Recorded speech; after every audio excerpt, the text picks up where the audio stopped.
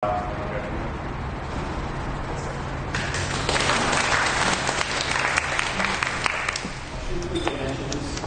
also held in conjunction with the North Sydney Innovation Network. Probably how you found out about this event. So we host most of the North Sydney Innovation Network's events. Obviously, John Herman, who runs that network, couldn't be here tonight, but is also so prominent in this area, innovation in the North Shore. So if you haven't, jump on Meetup, follow our North Sydney Innovation Network. We hold these events every single month. So the next speaker, I just want to jump up here. He's going to be up here for around 10-15 minutes. Put the pressure on now. Is Matt Miller, the Chief Executive of the Office of Sport. So then you're looking at all the, infrastructure, the venues, etc. that comes into New South Wales. So I guess this is a bit of an overview about the office and what they're doing at the moment. I guess his take on where the industry is going. Please welcome.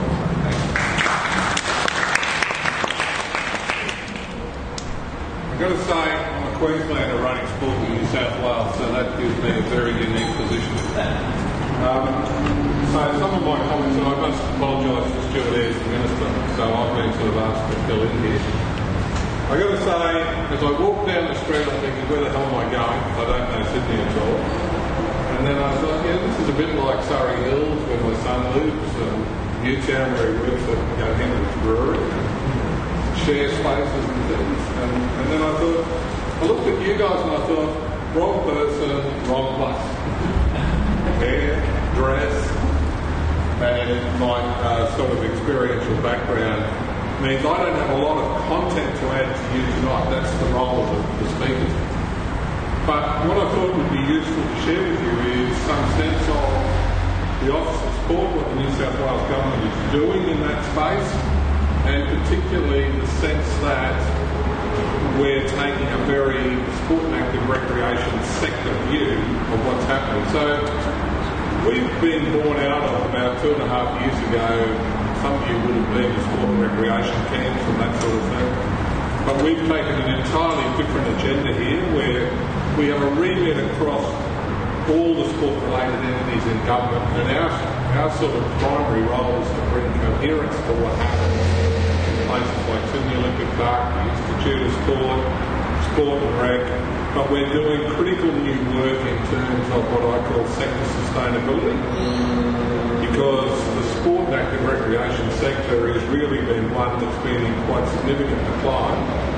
I can say this because of the Queensland event. I don't think we've done much in this sector since the Olympics.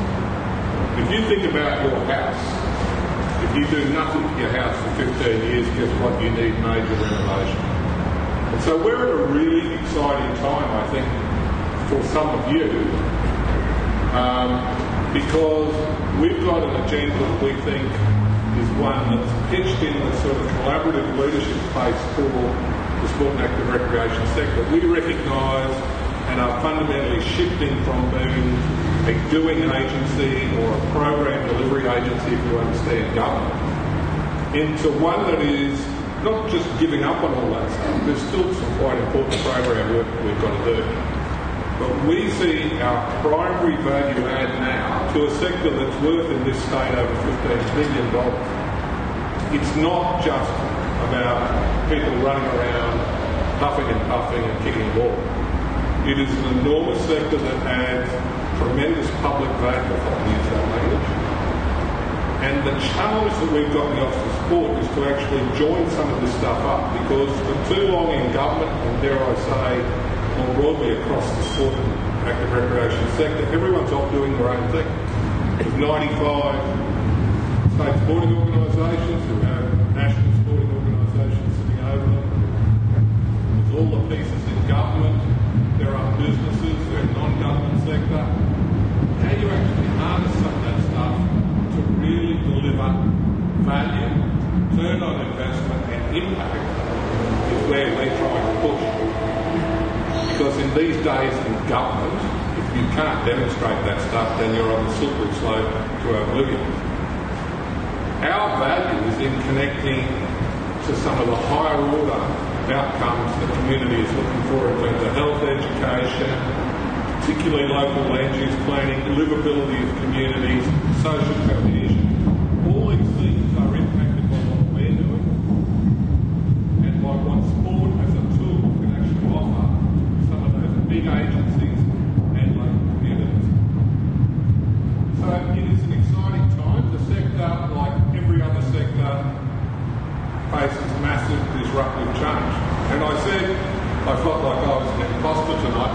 only upside I'll give you is that because I have the sort of Gen X, Ys and even younger in my family, I'm attuned to the need to sort of embrace the sort of space that you work in. That's the first lesson, I think. You've got to, in my role, and in sport, I think there's too many grey hairs running sport. But at least I offer an interest in what you're doing. And I've been staying and like to actually hear some of the sort of things that are going to be on display. Because I've no doubt, whilst our strategic agenda is around trying to sort of become more relevant and generate greater return on investment for the community, and we've got a lot of catching up to do, we've set ourselves a 2020 timeline where we want to go full bore into what we call our innovation stuff. So at the moment we're into an activation stage of a pretty major reform, but that's necessarily a catch-up. We've got a whole legacy of sort of people not doing stuff for a long time. And you can't do everything at once until truly you know. So the sector has got this enormous potential, I think, for you. I'm really interested to hear what the speakers are going to talk about today. And I guess for those of you that are interested in this space, KPMG is doing a lot of work for us, so welcome, brother. In the stadium space, obviously, government's not going to spend over $2 billion on putting that sort of infrastructure in without getting a return on investment. Fan engagement. When I ran the Sports Commission back in 2010, the word fan was never mentioned. That's 7 years ago. I come to Sydney, half of my time is around fan engagement as much as huff and puff. Half of my time is talking around the economics of the sector as much as the social benefits the sector brings. So it is a really exciting time, I think, for a new sector that is involved in sort of developing leading-edge technology. And it's not just limited to the Institute of Sport, some of the sort of wing-keel type solutions that we might generate in 2017 and beyond. There are lots of other opportunities that you, through applications and through strategic and smart thinking, can actually bring to maximise the return on investment. My final thought was, as I did some background reading, having quickly crafted the final submission to government on the stadium debate that's going on, was around the sense of, yeah, I see a lot of great things happening, but just as I challenge ourselves and my team to think about how we connect, when I look at the SSI, and I acknowledge that I work in the industry cluster these days, and they've just built a whole thing over in the city there somewhere. And I'm thinking, I wonder how much connectivity there is around some of that stuff. So it's great you're knocking that all out and looking at it even more. And then I thought, well, maybe it's just that you don't get the fundamental exogenous nature of the way these things come about. And it doesn't necessarily mean you've got to be physically co-located. But it would be great to think that there is some transference or connectivity between some of the activities that people in this space might do and others that are actually connected to stuff. So that's my sort of few, probably unhelpful thoughts, but I hope it's a useful segue into some of the talkability later today.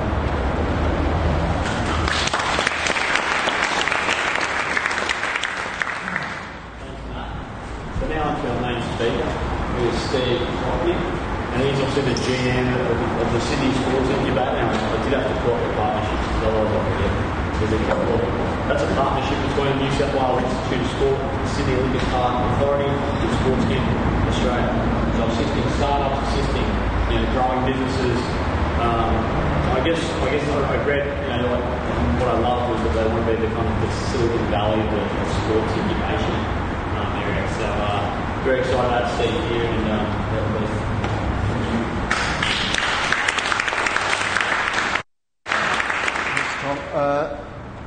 as was indicated, our founding partners, New South Wales Institute of Sport and Sydney Olympic Park Authority in the first instance, were the guys who had people with some form of innovation come knocking on their door and saying, hey, we need your help. And these guys aren't necessarily geared up to help startups in their space and what they require from day one. So they got together and determined that they needed some form of a technology hub, if you like, out at Olympic Park where all the sporting associations in the main reside, and to be the front door to them, to say, we just met with someone today and you should see the innovation and this is what it represents, and they say, yeah, that sounds good, but it's not really us, that's somewhere else. Okay, so it's a front door to those people who are fully engaged in the sports industry to help us validate what is being offered to the sports industry. Okay, yeah, we do want to become the Silicon Valley, okay? We want to be the prime location in Australia for sports innovators to come to say, we've got something to show you. And we also want to be able to turn that around and say, we can help. Okay? Why Olympic Park? It's a no-brainer, really, isn't it? There's $3 billion worth of sporting assets out there. In the park, you've got ANZ Stadium, you've got Kudos Stadium, you've got the RAS in the showground area complex, you've got hockey, you've got tennis stadiums, you've got an athletics field. New South Wales Rugby League are building a new centre of excellence out there that will have its own innovation area that we will be able to leverage as well. 60 sporting organisations. Office of Sport, if you like, is one of those, providing the governance around all of those sporting associations. Down at Sport House in Olympic Park, Sport New South Wales resides and provides a level of engagement and governance around some of the sporting associations there. And understanding this environment out there, you know, when the first day I went out there, it just brought back all the memories of the 2000 Olympics and how exciting that was. And like Matt says, nothing much has changed. And that's what needs to happen out there right now. And that's what we're part of in changing that environment to say, well, there is a place for you to come and work if you've got some sports innovation. And it doesn't matter if you're a startup or an existing company, we'll take a look at that innovation. Some of this is a bit hard to read even for me at this role, but the main point is that we've been going now for nearly 24 months, it's roughly 20 months, and we are basically a government program within NSWIS and SOPA. They provide, if you like, light touch funding to keep the incubator going. And we're like all the startups out there, we're out there looking for funding to keep us going. Okay?